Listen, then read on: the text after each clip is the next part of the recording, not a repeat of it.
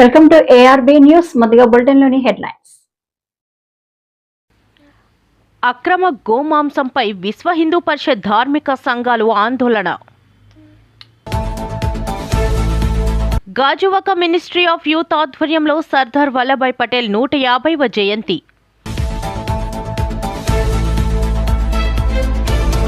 ముఖ్యమంత్రి రేవంత్ రెడ్డికి మాజీ మంత్రి హరీష్ రావు వార్నింగ్.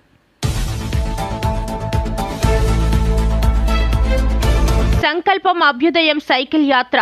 అభ్యుదయం సైకిల్ యాత్ర మాదక ద్రవ్యాలపై దండయాత్ర అనే కార్యక్రమం. ప్రజలను ఆహ్వానించేందుకు భీమ్సేన్ సభ్యులు తగరపు వలస శ్రీనగర్ దళితవాడలో ఇంటింటి ప్రచారం. విద్యార్థుల ఆరోగ్యం పట్ల నిర్లక్ష్యం వహించి ప్రభుత్వానికి చెడ్డ పేరు తేవద్దు. జలగలింగిపురం గ్రామం వద్ద గల అనిల్ క్రాంతి గ్రానైట్లో కార్మికుడు మృతి.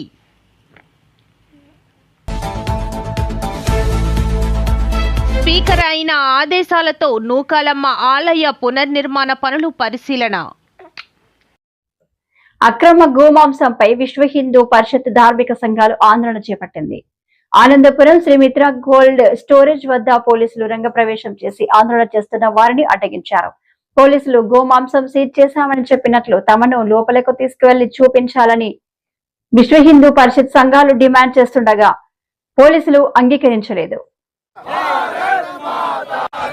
జై జై మాతా భారత్ మాతా మాతరం మాతరం వందే మాతరం మాతరం మాతరం వందే మిత్ర agencies owner down down down owner down down down down ధర్మానికి శిక్షించాలి భారతీయ ధర్మాన్ని విచ్ఛిన్నం చేస్తున్న హిందూ ద్రోహులను శిక్షించాలి సనాతన ధర్మాన్ని నాశనం చేయ ప్రయత్నం చేస్తున్న హిందూ ద్రోహులను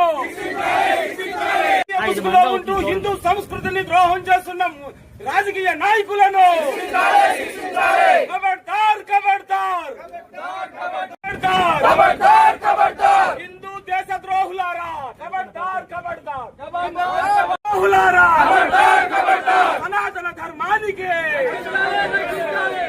సనాతన. మరి ఈ రోజు ఇక్కడికి ఎందుకు వచ్చాము అనేది మీ అందరికీ తెలుసును. ఈ మిత్ర ఏజెన్సీస్ కోల్డ్ స్టోరేజ్ ఏదైతే ఉందో గత 15 రోజుల క్రితం ఇక్కడ 2 లక్షల ధర్మిల్ల గోమాంసం స్టోరేజ్ అయ్యిందని విజిలెన్స్ అధికారులు చూసి పోలీస్ డిపార్ట్మెంట్ కి చెప్పడం జరిగింది. మరి ఇంతవరకు కూడా గవర్నమెంట్ కళ్ళు మూసుకుపోయిందా? ఒకటి. 2, ఈ కోల్డ్ స్టోరేజ్ ఎవరిదయ్యా అని ఆరా తీస్తే ఇక్కడ ఉండేటువంటి వ్యక్తి ఇప్పుడు నా పేరు చెప్పమండి, అప్పుడు పేరు చెప్పమండి అని ఇక్కడ అబ్దుల్ గారు నాంచి తటవర్తి సుబ్రహ్మణ్యం గుప్తా. ఈ తటవర్తి సుబ్రహ్మణ్యం గుప్తా ఎవరండి? బాపట్లలో ఒక వ్యాపారవేత్త. ఈయన వెనకాల ఎవరున్నారండి? బాపట్ల ఎమ్మెల్యే గారు ఈయన వెనకాల ఉన్నారండి. ఎమ్మెల్యే గారికి రైట్ హ్యాండ్ అండి, ఆయన ఈయనకి లెఫ్ట్ హ్యాండ్ అండి. ఇది ఎంత దారుణం అండి. ఈరోజు నరేంద్ర వర్మ గారికి కానీ లేదా ఈ బాపట్లలో ఉన్నటువంటి తటవర్తి సుబ్రహ్మణ్య గుప్తా గారికి కానీ తెలీదా హిందువులు గోవుని పూజిస్తారని? ఇది హిందూ దేశం కాదా? హిందూ అయ్యుండి ఆయన కోల్డ్ స్టోరేజ్లో అక్రమంగా గోమాంసాన్ని నిల్వ చేస్తున్నారు. ఎంత అక్రమమైనటువంటి పని! ప్రభుత్వానికి వెంటనే తెలియజేయాలి. అయ్యా ఇది ఎలాగొచ్చిందని అడిగితే ఇక్కడ అబ్దుల్ గారిని గాని ఆయన గాని. గాజువాకలో మినిస్ట్రీ ఆఫ్ యూత్ ఆధ్వర్యంలో సర్దార్ వల్లభాయ్ పటేల్ 150వ జయంతి సందర్భంగా ఐక్యత ర్యాలీని ఎమ్మెల్యే పల్లా బీజేపీ నాయకులు సంయుక్తంగా నిర్వహించారు. సందర్భంగా అందరూ కలిసికట్టుగా ఉండాలని ప్రతిజ్ఞ చేశారు. మన దేశంలో తయారైన వస్తువులను మనం తప్పక వాడాలని కోరారు. అందరికీ నమస్కారం. ఈరోజు మినిస్ట్రీ ఆఫ్ యూత్ అఫైర్స్ ఆధ్వర్యంలో అలాగే మా ఎన్డీఏ పార్ట్నర్స్ అయినటువంటి బీజేపీ వారి సహకారంతో సర్దార్ వల్లభాయ్ పటేల్ 150వ జయంతి సందర్భంగా యూనిటీ మార్చ్ కార్యక్రమం గాజువాక జంక్షన్ లో చేయడం జరిగిందండి. ఈ సందర్భంగా 2 ప్రమాణాలు చేయడం జరిగింది. ఒకటి ఈ దేశ సమగ్రతకు యూనిటీగా ఉండడానికి, అంత ఏకంగా ఉండడానికి అందరూ కలిసికట్టుగా ఉండాలి. సర్దార్ వల్లభాయ్ పటేల్ని స్ఫూర్తిని మన తరాలకి, భవిష్యత్ తరాలకి అందించాలని ఒక ప్లెడ్జ్ చేశాం. అలాగే ఇంకొకటి, మన భారతదేశంలో తయారయ్యేటువంటి మన కంపెనీస్ తయారు చేసేటటువంటి వస్తువులు కూడా మనం వాడేటట్టుగా అందరూ కూడా ప్రమాణం చేయడం జరిగింది. ఇదంతా కూడా ఎవరైతే ఈ దేశం కోసం త్యాగం చేసినటువంటి ఒక ఆలోచన ఉందో ఆ ఆలోచనకు అనుగుణంగా ఈ కార్యక్రమం చేయడం జరిగిందని చెప్పి నేను తెలియజేస్తున్నాం. ఈరోజు మనం ఈ భారతదేశం యొక్క గొప్పతనాన్ని చూస్తున్నామంటే దాని వెనకాల ఎంతో మంది గొప్ప వాళ్ళ యొక్క త్యాగాలు ఉన్నాయి. ముఖ్యంగా సర్దార్ వల్లభాయ్ పటేల్ గారు, ఐరన్ మ్యాన్ ఆఫ్ ఇండియా అంటాం.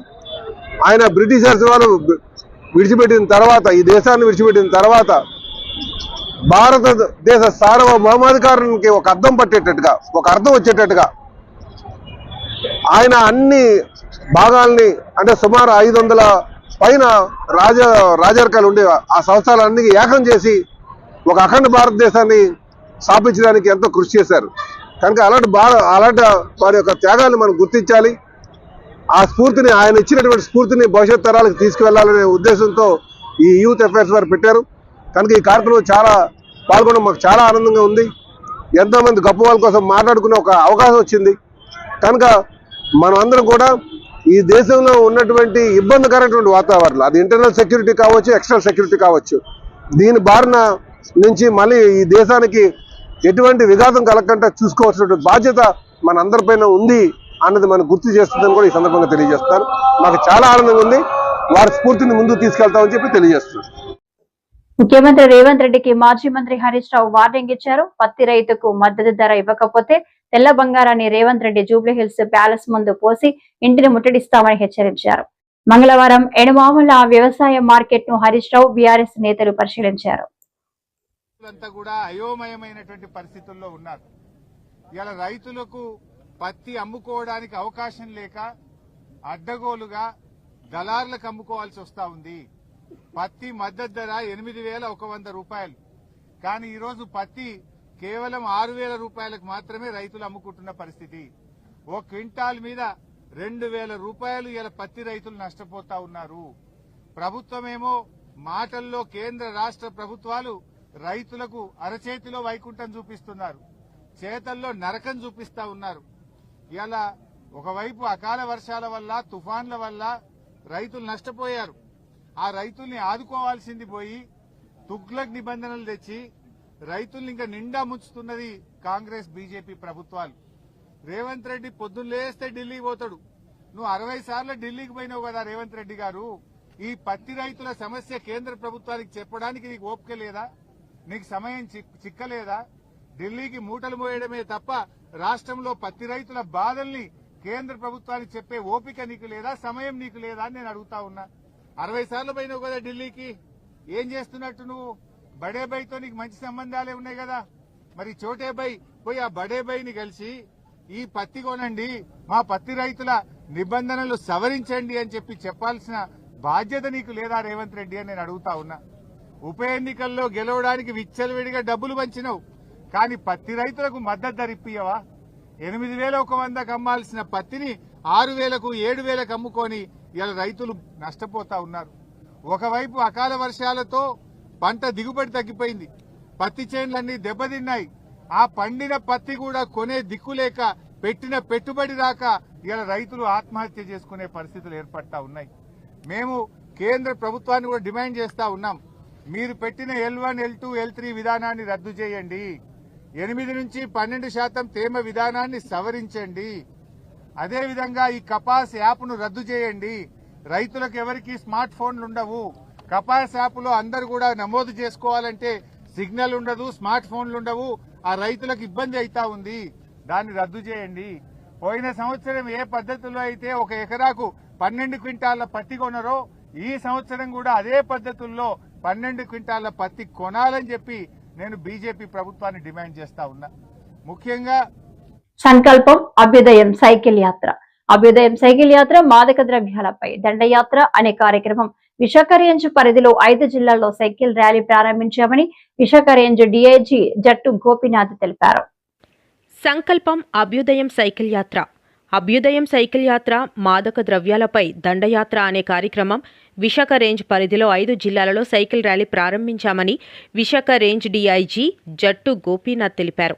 ఈ నెల 12న పాయికరావుపేటలో ప్రారంభమైన ఈ సంకల్పం అభ్యుదయం సైకిల్ ర్యాలీ ఇచ్చాపురంలో ముగుస్తుందని తెలిపారు.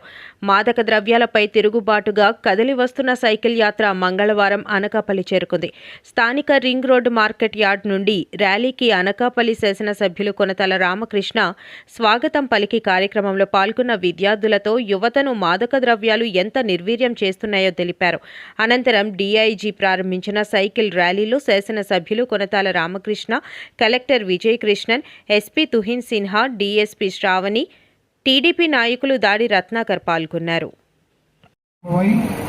7వ రోజు ఈ కార్యక్రమంలో మొదటి నుంచి ముందుండి ఎంతో ఉత్సాహంగా పార్టిసిపేట్ చేస్తున్నటువంటి మా పోలీస్ అధికారులకి, సిబ్బంది అందరికి కూడా మనస్ఫూర్తిగా అభినందనలు తెలియజేస్తున్నాను. మొదట్లో ఈ కార్యక్రమాన్ని ఒక సమాజానికి ఒక మెసేజ్ ఇవ్వాలనేటువంటి ఉద్దేశంతో పోలీస్ శాఖ ప్రారంభించినప్పటికీ రోజు రోజు కూడా మన ఎమ్మెల్యే గారు చెప్పినట్టుగా ఇది ఒక ప్రజా ఉద్యమం లాగా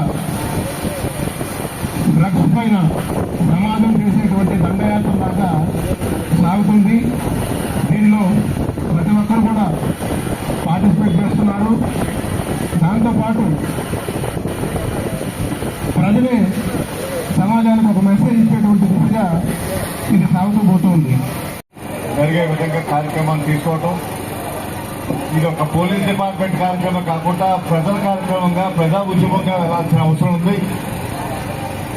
ముఖ్యంగా పిల్లలు ఎంతమంది మీ స్టూడెంట్స్ లో తప్పుడుగా వ్యవహరిస్తున్నారు అన్నది మీరు గమనించాలి. వెంటనే పెద్దలకు చెప్పాలి. చెప్పి వాళ్ళు చెడు వ్యసనాలకు లోను కాకుండా ఉండే విధంగా మనం ప్రతి ఒక్కరు కూడా, సమాజం అందరూ కూడా చూస్తూ ఉండాలి. లేదంటే ఇది చాలా విపరీతంగా అయిపోయి పిల్లల భవిష్యత్తు నాశనం అయిపోతుంది. తల్లిదండ్రులు రోడ్డు మీద పడుతున్నారు. ఒకరి నుంచి ఒకరు ఈ విచ్చలవిడితనంతో వెళ్తా ఉన్నారు. ఈ 10-11 సంవత్సరాల్లో సుమారు 200% పెరిగింది ఈ డ్రగ్స్ వాడకం. ఇది అరికట్టాల్సిన అవసరం ఉంది. ఇది సామాజిక దృక్పథంగా తీసుకొని ప్రతి ఒక్కరూ, పిల్లలే కాకుండా తల్లిదండ్రులు, విద్యార్థులు, అదేవిధంగా ఉపాధ్యాయులు, అధికారులు అందరూ కూడా సమిష్టిగా చేస్తేనే ఇది విజయవంతం అవుతుంది. ఇది విజయవంతంగా ఈ 1.5 సంవత్సరాల్లో భారత రాజ్యాంగ దినోత్సవాన్ని పురస్కరించుకుని నవంబర్ 23వ తేదీ మధ్యాహ్నం 2 గంటలకు విశాఖ జిల్లా అంబేద్కర్ భవన్ వద్ద నిర్వహించబడనున్న భారత రాజ్యాంగ దినోత్సవ మహాసదస్సుకు భారీ స్థాయిలో ప్రజలను ఆహ్వానించేందుకు భీమ్ సేన్ సభ్యులు టగరపు వలస శ్రీనగర్ దళితవాడలో ఇంటింటి ప్రచారం నిర్వహించారు. భారత రాజ్యాంగ దినోత్సవాన్ని పురస్కరించుకుని నవంబర్ 23వ తేదీ మధ్యాహ్నం 2 గంటలకు విశాఖ జిల్లా అంబేద్కర్ భవన్ వద్ద నిర్వహించబడనున్న భారత రాజ్యాంగ దినోత్సవ మహాసదస్సుకు భారీ స్థాయిలో ప్రజలను ఆహ్వానించేందుకు భీమ్ సేన్ సభ్యులు తగరపు వలస శ్రీనగర్ దళితవాడలో ఇంటింటి ప్రచారం నిర్వహించారు. సమాజంలోని ప్రతి దళిత పల్లెలకు సదస్సు సమాచారాన్ని చేరవేయాలనే సంకల్పంతో భీమ్ సేన్ సభ్యులు ఈరోజు స్థానిక దళిత గృహాలను సందర్శించి కార్యక్రమానికి తప్పనిసరిగా హాజరవ్వాలని కోరారు. అనంతరం వారు నీలి జెండాలు చేతబట్టి జై భీమ్ నినాదాలతో ప్రాంతాన్ని హోరెత్తించారు. ఈ సందర్భంగా దళిత నాయకులు మాట్లాడుతూ, ఈరోజు మనం ఉన్నత స్థానాల్లో నిలబడగలిగితే, ఉద్యోగాలు, రాజకీయాలు, వ్యాపారాలు, వృత్తుల్లో ఎదగగలిగితే అది డాక్టర్ బాబాసాహెబ్ అంబేద్కర్ వేసిన దారే కారణం. పోరాటం లేకుండా మార్పులు రావు. అగ్రవర్ణాల నుంచి ఎదురయ్యే దాడులు, అన్యాయాల నుంచి రక్షణ పొందాలంటే ఉద్యమాల్లో పాల్గొనడం అవసరం. మీకోసం పోరాడేందుకు ఎన్నో దళిత సంఘాలు, నాయకులు సిద్ధంగా ఉన్నారు. మీరు చేయాల్సిందొక్కటే, అటువంటి సదస్సులు, ఉద్యమాలకు హాజరై తోడ్పాటు అందించడం. మీతో పాటు మరో 10 మందిని తీసుకురావడం ద్వారా ఉద్యమాన్ని బలపరచాలి అని పిలుపునిచ్చారు. కార్యక్రమంలో పలు దళిత సంఘాల నాయకులు పాల్గొన్నారు. సోదరులందరూ కూడా ఈరోజు మన గ్రామానికి విచ్చేశారు. దానికి కారణం ఆల్రెడీ ఇప్పటికే మీకు తెలిసి ఉంటుంది. సార్ ప్రసాద్ సార్ ముందుకు రండి సార్, ముందుకు రండి. దానికి కారణం మీకు అందరికీ తెలిసే ఉంటుంది. 23వ తారీఖు ఆదివారం ప్రతి సంవత్సరం కూడా గణతంత్ర దినోత్సవాన్ని అదేవిధంగా రాజ్యాంగ దినోత్సవాన్ని పురస్కరించుకొని ఒక గొప్ప గొప్ప కార్యక్రమాలు చేయడం అనేది మొదటి నుంచి చూస్తున్నాం. మన భీమసేన వారి ఆధ్వర్యంలో నిజంగా మేమందరం కూడా వాళ్ళతో కలిసి చేపట్టుకొని నడుస్తున్నందుకు చాలా గర్వంగా ఫీల్ అవుతున్నాం. బాబాసాహెబ్ చూపించినటువంటి మార్గంలో మనందరం కూడా ఎవరైతే భీమసేన వారైతే ఇక్కడ ఉన్నారో ఈ మన గ్రామానికి చెందినటువంటి యువకులందరికీ కూడా ఆ కార్యక్రమానికి అందించి మన వంతు సహాయ సహకారాలు అందించాలి.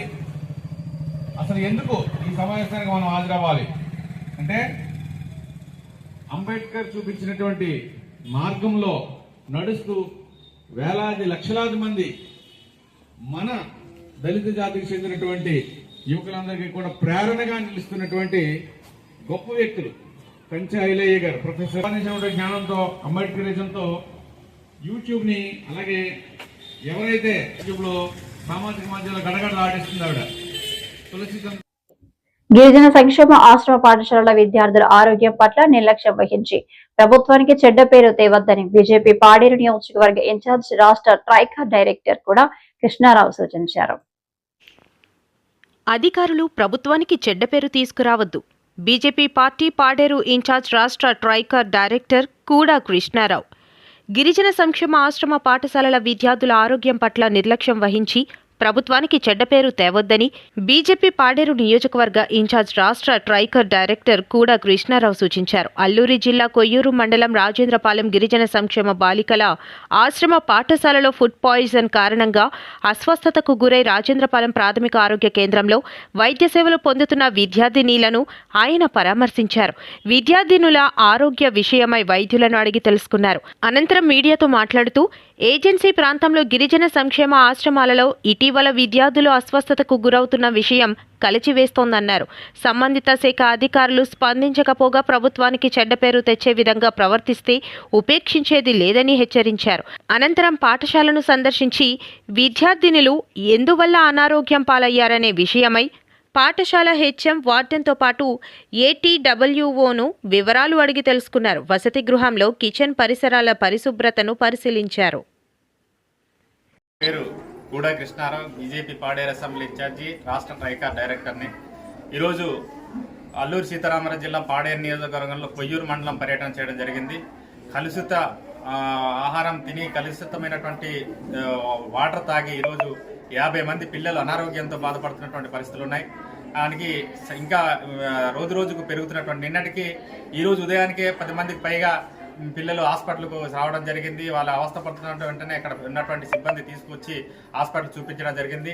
దీనికి తగినటువంటి పరిష్కార మార్గం అనేది ప్రభుత్వం నుంచి కూటమి ప్రభుత్వానికి చెడ్డ పేరు రాకుండా అధికారులు వెంటనే పర్యవేక్షణ చేసి సంబంధిత ట్రైబల్ వెల్ఫేర్ ఆఫీసర్ ఎవరైతే ఉన్నారో ఆ డీడీ గారు వెంటనే పర్యవేక్షణ చేయాలి. అలాగే హెల్త్ డిపార్ట్మెంట్ వాళ్ళు కూడా జిల్లా అధికారులందరూ కూడా పర్యటన చేసి ఇటువంటి అవస్థతలకు గురవకుండా చూసుకోవాలి, జాగ్రత్తలు తీసుకోవాల్సిన బాధ్యత ఉందనేది అధికారులకు సూచన చేస్తున్నాం. కాబట్టి ఈ విషయం పైన మరి అక్కడ పరిసరాలు. శ్రీకాకుళం జిల్లా మెలియాపుట్టి మండలం జలగలింగిపురం గ్రామం వద్ద గల అనిల్ క్రాంతి గ్రానైట్లు కార్మికుడి మృతి. క్వారీలో పేలుల్లో రోప్ కటింగ్ పౌడర్ వల్ల అనారోగ్యంకు గురై మృతి చెందాడంటూ ఆరోపిస్తున్న గ్రామ ప్రజలు, కుటుంబ సభ్యులు. గ్రానైట్ మాకు వద్దంటూ ఎన్నోసార్లు మేము జిల్లా కలెక్టర్కు అధికారులకు మొరపెట్టుకున్నా పట్టించుకోలేదంటున్న గ్రామస్తులు. నిత్యం గ్రానైట్ పేలులతో మాకు ఇబ్బందిగా ఉందంటున్న జలగలింగుపురం గ్రామస్తులు. గ్రానైట్ క్వారీల్లో నిబంధనలు పాటించడం లేదు. దీంతో అక్కడ పనిచేస్తున్న కార్మికులు వ్యాధుల బారిన పడి ప్రాణాలు కోల్పోతున్నారు. క్వారీల్లో వాళ్లను పేల్చేందుకు భారీ ఎత్తున బ్లాస్టింగ్లు చేస్తుంటారు. పెద్ద ఎత్తున మందుగుండు, జిలిటెన్ స్టిక్స్ నాటుతున్నారు. అలాగే కార్మికులు రాళ్లను కొట్టడం, తరలించడం తదితర పనులను చేస్తుంటారు. కార్మికుల పట్ల యాజమాన్యాలు కనీస ప్రమాణాలు పాటించడం లేదు. వారి భద్రతకు ఎటువంటి చర్యలు తీసుకోవడం లేదు. దీనివల్ల క్వారీలో రాళ్లు పేల్చినప్పుడు వాటి నుంచి వచ్చే దుమ్ము ధూళిని కార్మికులు పీల్చడం వల్ల శ్వాసకోశ తదితర వ్యాధుల బారిన పడుతున్నారు. బాలరాజు, పాతపట్నం నియోజకవర్గం, మెల్లియాపుట్టి. జలగలింగపురం గ్రామంలో నిన్న సాయంత్రం ఏదైతే సంఘటన జరిగిందో అది క్వారీలోపు ఏవైతే కెమికల్ రసాయనాలు వాడి రాళ్ళు బద్దలు కొట్టడానికి ఉపయోగిస్తున్నారో అటువంటి రసాయనాలు అందించే ప్రక్రియలో ఆయనకి టెక్నీషియన్కి హెల్పర్గా ఉన్నారు. రాణి కర్రన్న అనే వ్యక్తి చనిపోయారు. చాలా బాధాకరం. విషయం ఏంటంటే అక్కడ తెలుసుకున్న సమాచారం ప్రకారం ఈ రసాయనాల ఎఫెక్ట్ వల్ల ఆయనకి మొత్తానికి ఏదైతే జరిగిందో ఆయన అన్కాన్షియస్కి వెళ్ళిపోయి పూర్తిగా ఈ మరణం అనేది సంభవించింది. అయితే సకాలంలోపు ఈ క్వారీ యాజమాన్యం అనేది కూడా ఈయనకి వైద్య సేవలను అందించడంలో విఫలమైందనిసే మేము క్వారీ కూడా అక్కడ వైద్యులు ఉంచుతాము, మేము ప్రతి నెల కూడా వైద్య సేవలు అందిస్తున్నాము అని కూడా చెప్పడం జరిగింది. అలాంటిదేం లేదండి. క్వారీలోపు వాళ్ళు ఎక్కడ వైద్యులు వస్తుంటారో వైద్యులు ఉంచడం లేదు. ఎటువంటి మెడికల్ క్యాంపులు కూడా క్వారీలో ఉన్న ఎంప్లాయీస్ కోసం అయితే ఏం లేవు.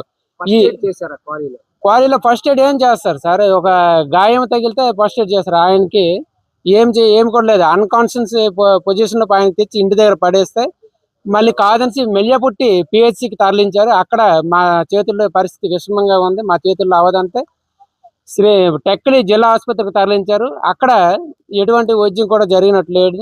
అక్కడ మరణం సంభవించింది. ఇంకో విషయం ఏంటంటే స్పీకర్ ఆదేశాలతో నర్సీపట్నంలో నూకాలమ్మ ఆలయ పునర్నిర్మాణ పనులను ఆలయ కమిటీ చైర్మన్ శ్రీనివాస్ కమిటీ సభ్యులతో కలిసి మంగళవారం పరిశీలించినట్లు పేర్కొన్నారు. మేస్త్రీలకు పలు సూచనలు సలహాలు చేశారు. 2019లో స్పీకర్ అయ్యన్న చేతుల మీదుగా ఆలయ శంకుస్థాపన జరిగిందని అన్నారు. పెద్దలు గౌరవనీయులు స్పీకర్ అయ్యన్న పాత్ర గారు 2019లో వారి చేతుల మీదుగా వాళ్ళ దంపతుల చేతుల మీదుగా మన నర్సీపట్నం నూకాలమ్మవారి గుడి శంకుస్థాపన జరిగిందండి. జరిగిన తర్వాత స్పీకర్ గారు 10 లక్షలు 1,10 కుటుంబం నుంచి 10 లక్షలు కూడా అరువు ఇచ్చి ఉన్నారు. తర్వాత కొన్ని పరిణామాల వల్ల గవర్నమెంట్ మారింది, వైసీపీ గవర్నమెంట్ వచ్చిన తర్వాత గుడిని ఏ విధంగా రూపురేఖ లేకుండా నాణ్యత లేకుండా సిమెంట్ వాడి నాణ్యత ఇటుకలు వాడి నాన్న విధంగా గుడి కట్టారండి. ఆ గుడి కూడా అన్ని విధంగా కారిపోతుంది. విగ్రహాలు పైనుంచి విగ్రహాలు కూడా పక్కన దాత ఇచ్చారు. అందరూ గుడి ఏ విధంగా రూపురేఖ లేకుండా చేశారు. మళ్ళా పెద్దలు ఇప్పుడు అయ్యన్న పాత్ర గారు సమక్షంలోనే మళ్ళీ ఇప్పుడు మన తెలుగుదేశం పార్టీ వచ్చిన తర్వాత మళ్ళీ ఇప్పుడు అయ్యన్న పాత్ర చేతుల మీద మళ్ళీ గుడి నిర్మాణం జరుగుతుంది. మరి అదే విధంగా సీఎంఆర్ వారు ఇచ్చిన 10 లక్షల రూపాయలు ఆ లెక్కల్లో పెట్టలేదు. ఇంజమెంట్ అంటే అడుగుతారు వాళ్ళకి మాకు తెలియదు అంటున్నారు. విజయబాబు అడుగుతున్నారు, అయ్యన్న పాత్ర అడుగుతున్నారు, దానికి సమాధానం చెప్పడం లేదు. అమ్మవారి గుడిని నువ్వు విరాళించిన డబ్బులు వాడేస్తే వాళ్ళు ఎందుకు ఇస్తారండి? అమ్మవారి గుడికి కడతారా ఇస్తారు, మీ ఇష్టం కూడా వాడుకోవడానికి ఇస్తారా? పెట్ల గణేష్ మాజీ ఎమ్మెల్యే ఆయన వీరుడు సూర్యుడు అని చెప్పేసి మన జీతండ్రులాగా శంకుస్థాపన చేసి మన అమ్మవారి నూకాలమ్మవారి గుడిని నాణ్యత రాకుండా సిమెంట్ కానీ ఇసుక కానీ నాణ్యత రాకుండా వారి గుడిని ఇష్టాసారంగా కట్టేసాడండి. నర్సీపట్నంలో నడిపట్టు కట్టారు అయ్యన్న పాత్ర గారు మైడితల గుడి. అది ఎలా కట్టారు? దాన్ని చూసిన కట్టాలి కదా. మన నడిపట్టు నూకాలమ్మతల గుడిని ఇష్టాసారంగా దిక్కు ముక్కు లేకుండా ఇష్టం కట్టేసావు, నాణ్యత రాకుండా వాళ్ళు కట్టేసావు. చూడండి ఒకసారి, అందరూ వచ్చి చూడండి. ఇవన్నీ ఎలా కారిపోతున్నాయి గుడి అంతారా. పెద్దలు అయ్యన్న పాత్ర గారు ఎంతో ఆయన విలువేలకు తల్లి ఈవిడ. ఆయన గ్రాండ్ కూడా తీసుకొచ్చి ఇచ్చారు. 1,10 కుటుంబం ఆ టైంలో 10 లక్షలు ఇచ్చారు. దేని లెక్క పక్క రాకుండా ఇష్టం చేసావు. ఇప్పుడు మళ్ళా పెద్దలు అయ్యన్న పాత్ర దృష్టిలో పెట్టాం. ఆయన వచ్చి చూసిన తర్వాత ఈ గుడి నిర్మాణం మాకు కమిటీ చేశారు. ఆ కమిటీ ప్రకారంగా మేము గుడిని మేతుల దగ్గర నుండి పర్యవేక్షిస్తున్నామండి. ఏదన్నా మన అయ్యన్న పాత్ర చేతుల మీద ఈ గుడి నిర్మాణం జరుగుతుంది. మేము అందరూ కమిటీ వేశారు. ఈ కమిటీ పర్యవేక్షణలో ఈ గుడి పెద్ద రోజు మేము దగ్గర అన్ని చూసుకుంటున్నామండి. నెక్స్ట్ వచ్చే పండుగ ఈ గుళ్ళని చెయ్యాలని భావిస్తున్నామండి. మేము అందరం కూడా అయ్యన్న పాత్ర గారు చెప్పినట్టుగా మేమందరం కూడా ఈ పర్యవేక్షణ ఉండి పండగకి గుడి తయారు చేసి చేస్తామని మేమందరం ఆశిస్తున్నామండి. అందరికీ నమస్కారం.